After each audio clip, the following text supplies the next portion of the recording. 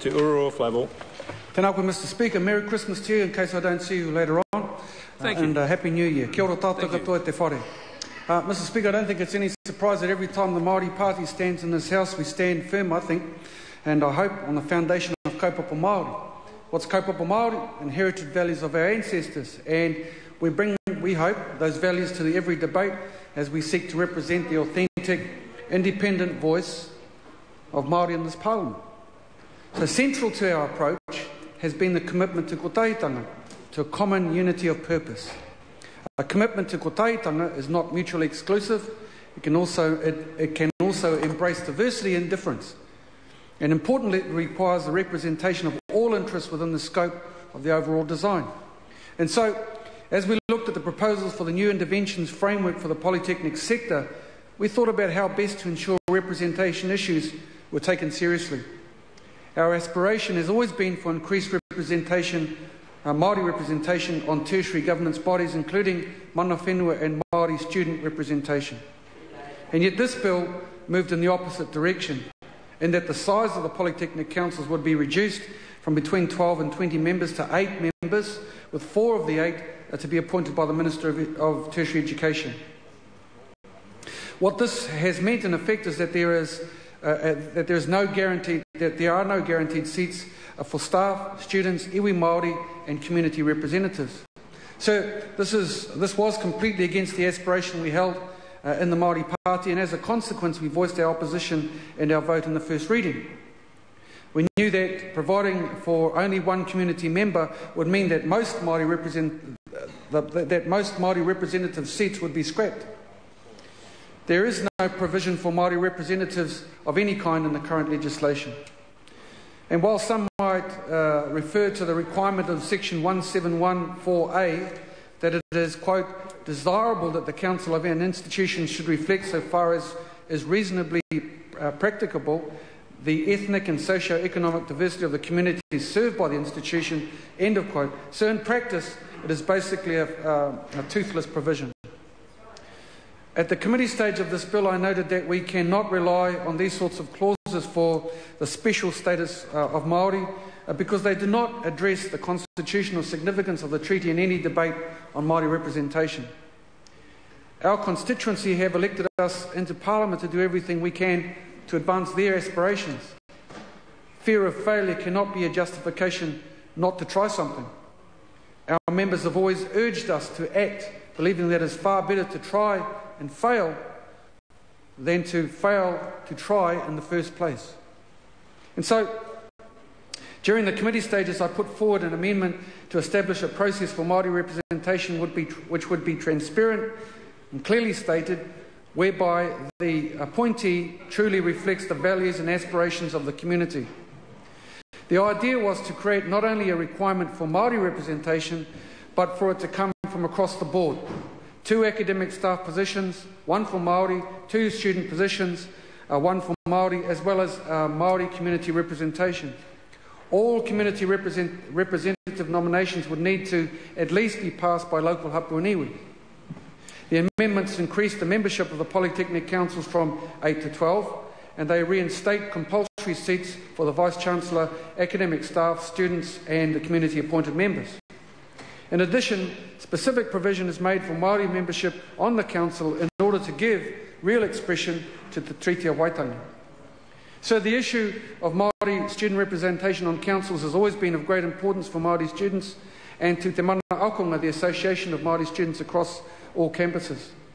That organisation, in fact, has a treaty claim to amend the Education Act to explicitly provide for Māori student membership. So the amendment that we put forward was a positive signal to that very large constituency, that there are members of Parliament who are willing to listen and to learn from their leadership. So the issue of a Māori staff representative has also been of much interest among our membership and indeed right across the education sector.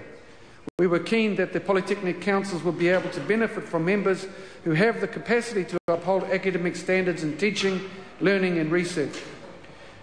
It was also a deliberate effort to try to layer in greater recognition of kaupapa Māori-based standards and methodologies. Of course, it isn't only an issue of representation solely. it is also the complexity of high-intentioned legislation with mismatched policy and inconsistent strategy and matching business plans. So I'm reminded of that saying by another great Te Arawa philosopher, never be afraid to try something new. Remember, amateurs built the Ark, professionals built the Titanic. So the legislators, policy makers, writers and architects of the tertiary education governance arrangements sure had the highest intentions, but if it doesn't make the difference on the ground, then surely we need to take the risk and look for solutions that will.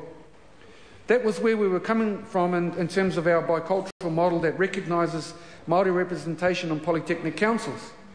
The Māori Party has greatly valued the support of Wairakei Institute of Technology in developing this model, which is about representation within a new paradigm that was all about our recognition and representation against a treaty model. What we want is actually very simple, sir. What we want to see councils reflect so far as possible is the ethnic and socio-economic diversity of the community it serves. Pretty simple. There is an important element to the discussion that I believe the members of this House need to consider. If we acknowledge that the larger proportion of Māori constituents fall within the lowest socio-economic bracket, which we also acknowledge stems largely from Crown policies retarding Māori social and economic growth from as early as 1840, then, sir, surely it makes sound economic sense to recognise that the clauses alone will not by themselves serve the wider interests of the group. The greatest of high-flying intentions will amount to nothing unless there are faces at the table to speak to the immediate, short and long-term needs of all the people across the community. Inconsistency within the legislation, the Treasury allocation to each ministry, the policy writer's approach to give actual meaning to these clauses, and then the strategic and business plan within our public agencies is what's let us down. This repetitive failure forces us as a party to demand more on behalf of Māori. But what we're really asking for is clear consistency and equal access for all people within Aotearoa who sit every day within a less privileged position. And unfortunately for all of us, predominantly Māori make up a far greater majority within that grouping, and this is why we are forced to ask the hard questions. Mr. Speaker, at the select committee stage, Te Rūnanga o Manukau Institute of Technology took these views to the table. They recommended that consideration be given for the inclusion of a Māori directorate function. In their case, this is known as Te Aomorangi. In the legislation, as an acknowledgement of the high percentage of unemployed and uneducated tangata whenua in the county's Manukau area. Other submitters also echoed this sort of view. The New Zealand Nurses Organisation suggested that diverse communities cannot be adequately represented by a single person.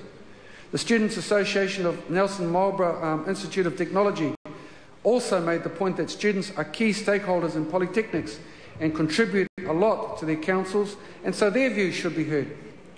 So it's all now part of the record, of course, that we're unsuccessful in having our amendments voted into law. But we tried, and we will continue to try to ensure that polytechnics are of the people, Parliament is of the people, and ultimately the people are why we're actually here. We will continue to work with the Minister to find a way to address our pleas and are hopeful of some momentum being gained. So in closing, just reflecting on the Honourable Trevor Mallard's statement, and even he will acknowledge that if legislation in